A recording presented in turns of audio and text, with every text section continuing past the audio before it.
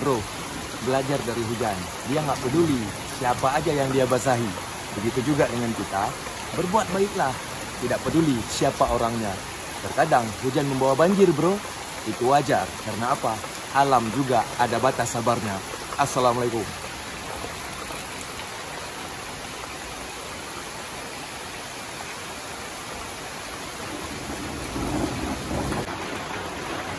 Hujan, katakan pada Hani, aku